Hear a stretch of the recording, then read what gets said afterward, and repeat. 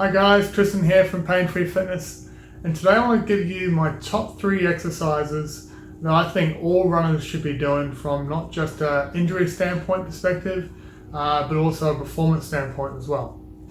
And before we get into it, I think it's important to note that obviously everyone's strength level is varied, so there's obviously going to be a myriad of regressions and progressions based on these 3 particular exercises I'm going to give you.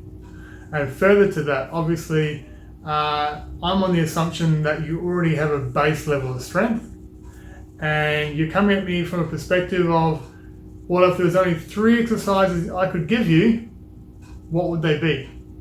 And if that was the case, these would be it. Let's get started. So you're looking at, to start with, one of my all-time favorite exercises, and not just for runners as well, I might add. There's plenty of individuals that are going to benefit from this.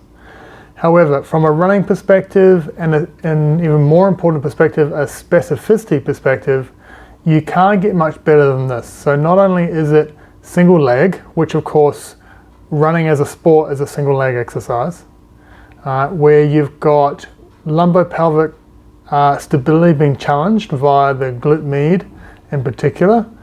You've got the added benefit of a band, and what I find it does with this particular movement is that it forces the high hamstring and glute max to be engaged, right? So as you come back to a standing position, you are in fact extending and driving through the glutes and that high hamstring, as I said, to really get the full benefit of the movement. The bottom of the movement, the quarter squat, is probably an exaggerated absorption phase, but it's very similar obviously in that you're going to go through a phase when you run where you have to absorb and you flex at the knee and the hip to a certain extent, and then you have to drive out of that pocket on the way through.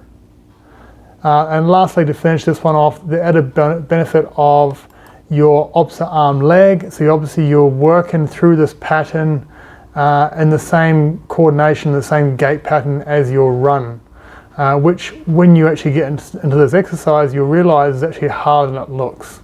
So initially you might want to start with your hands on your hips and then bring in the running action as you get familiar with this movement.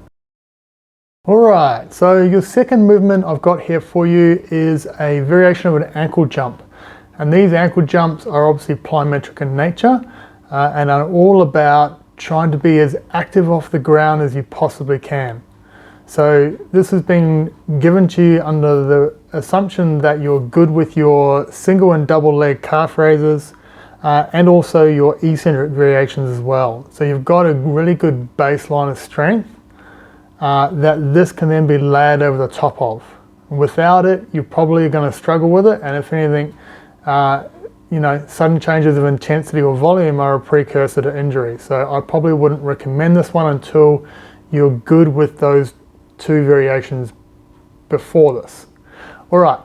So with this exercise, you can see to start with the tempo. So I am jumping over the broomstick with a single leg. I'm trying to get back over to the original side of the broomstick as quick as I can. So I'm absorbing the impact and then jumping back across the broomstick. I pause, give my brain a bit of time to reconsider where it's at and what it needs to do, and then I go again.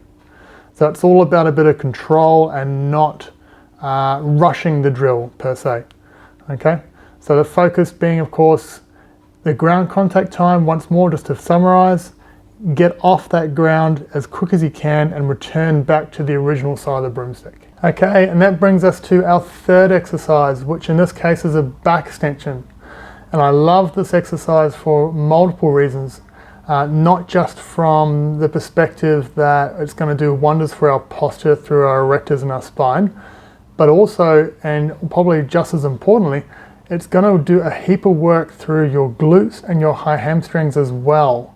And this is really critical from a performance perspective with running. You can see here I've added a little bit of spice to this exercise. I've added in a reverse fly into like a crucifix position. This is going to do wonders for your thoracic extension as well. So when you talk about bang for your buck, just this little add-on here really turns this exercise into a full posterior chain movement, which is obviously awesome from our time and efficiency within our training regime. As far as cueing goes, I try to get my client to focus more on driving the hips through the pad, right? So worry less about trying to get your spine back up to parallel with the ground and focus more on extending through the pad down to the floor. And what that's going to do is just gently take the focus away from the erectors and more onto the glutes and hamstrings. The back is always still going to do some work, but by having that sort of focus, it just shifts it and spreads the load of work a little more evenly, more balanced. Okay, and that concludes our 3 exercises. I hope you've enjoyed them and you'll get lots out of them. I have no doubt about that.